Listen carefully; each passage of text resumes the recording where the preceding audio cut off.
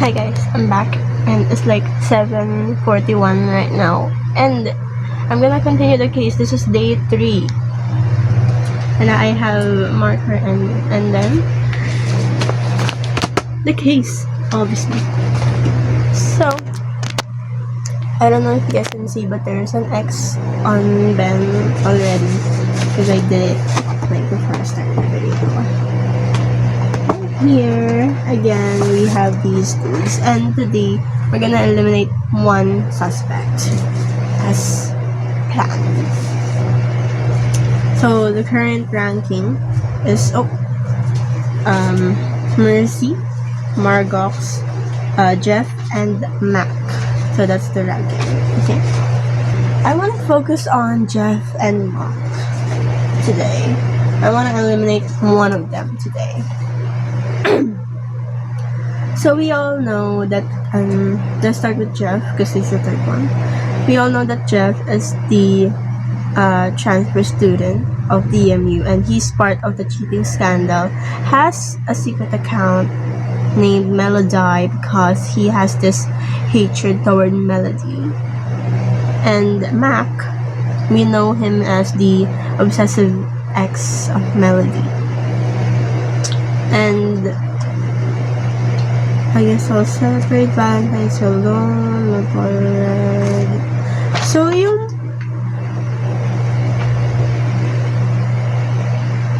Hold on, may nawawala. Hold on. I found it.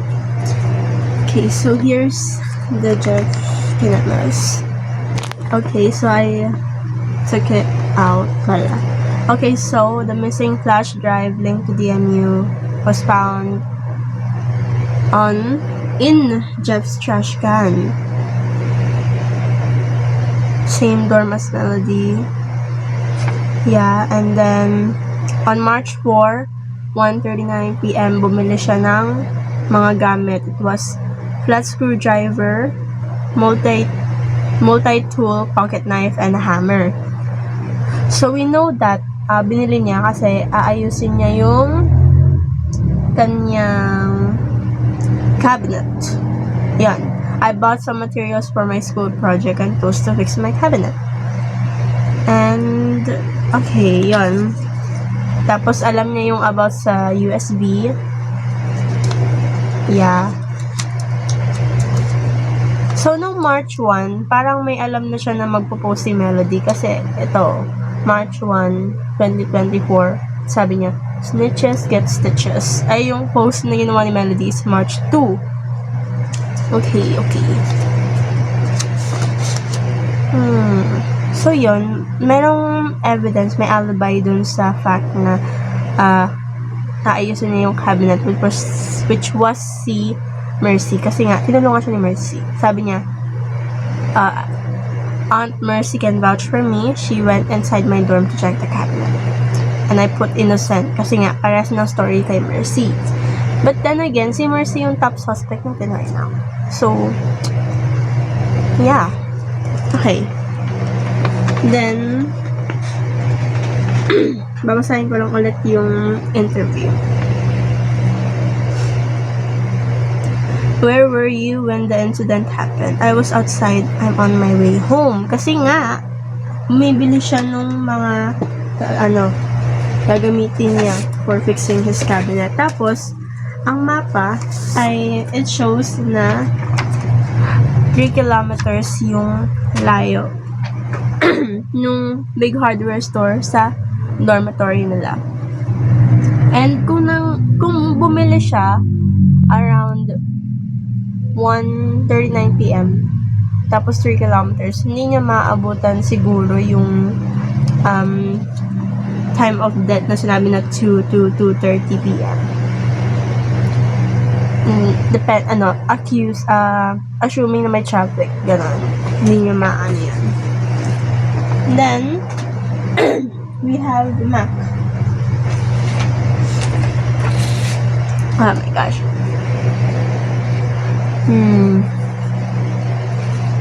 So, we know him as the obsessive ex.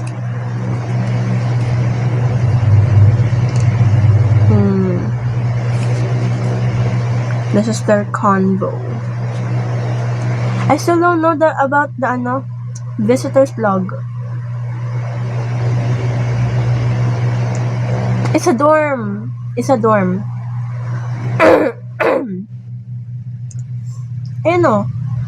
Meron palang dalawang dito.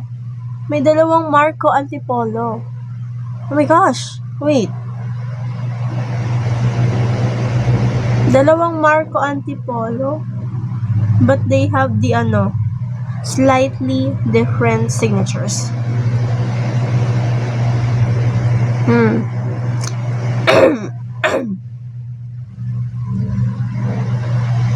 Ano yun? Ba't ganun? May dalawang Marco Antipolo, different handwriting, slightly different signature.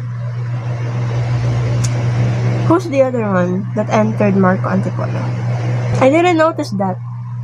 Akala ko meron lang isang Marco Antipolo sa visitors log. But there's two na nag-enter nung March 4, 2024. Walang time, but hello? That's suspicious. Like, bakit dalawa yung Marco Antipolo tapos slightly different yung signature and magkaiba ng handwriting? Wala kasing dito, wala kasing mga letters kinamerot. So, I don't know their handwritings. Kaya nga nung first day, I told you guys na what if they paid attention to the details ng typings? That'll be crazy. And his interview,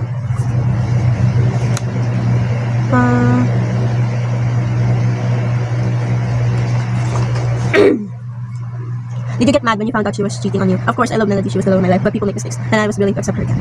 That is why you stalked her. The victim has filed complaints about you. Stalk? I am not a stalker. That was just a misunderstanding. Based on the statements of the people of Grand Tower, which was Mercy, you caused a scene hours before Melody was found dead. You were even shouting and knocking aggressively on her door. Are you trying to say that I killed her? God, no, I didn't even have the chance to see her.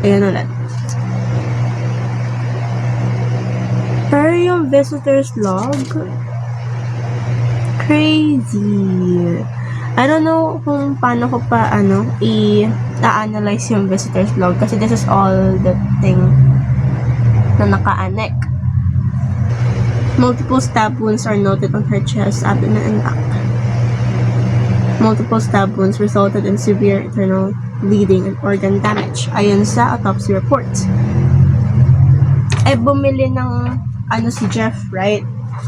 He bought a multi-tool pocket knife. Well, pocket knife is small, pero still stab wounds pa rin kasi knife, right? Oh my gosh, pero parang imposible naman kasi like 3 kilometers tapos makakabalik siya agad ng dorm sa mga 2 or 2:30.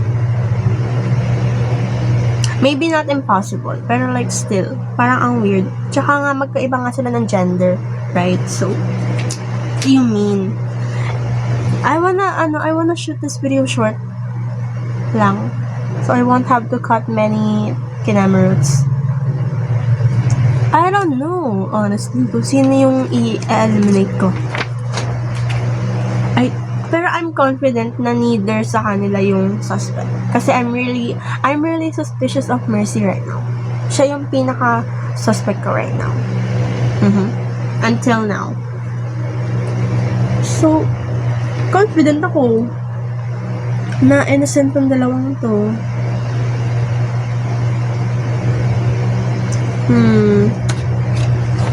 I wonder who I will eliminate. Sino? I have Jeff here, Mark here. Mini, who am I gonna eliminate? Marco. Which was my initial thought. Kasi nga, stab wounds, kinameroots. So, I need to eliminate Mac. Okay. I will eliminate Mac for today. Going through the kinameroots that they have. Kasi that's all I have na like naka-organize na kinameroots. So, madali na lang para sa akin na hanapin yung plot holes, right? Yeah, that's all I have. Like, wala rin sila dito sa newspapers, sa introduction kinameroots. yeah, we're gonna eliminate Mac. Okay, so I'm gonna put back. I'm gonna place Jeff back sa third. He's still the last one kasi I'm still suspicious of Marcos. I'm sorry for doubting you, Mac. First day. He's, the first one on my list of suspects. He's an ex. Obsessive ex. Usually, sila yung mga, But, I think, I'm confident na hindi. So, I'm gonna cross it. So, I'm gonna put a huge X on him. I'm gonna write Vincent. Can you guys see? Can you guys see? That's the situation of the suspect profiles. So yeah, that concludes our day 3, and I hope you guys enjoyed this short video. Bye!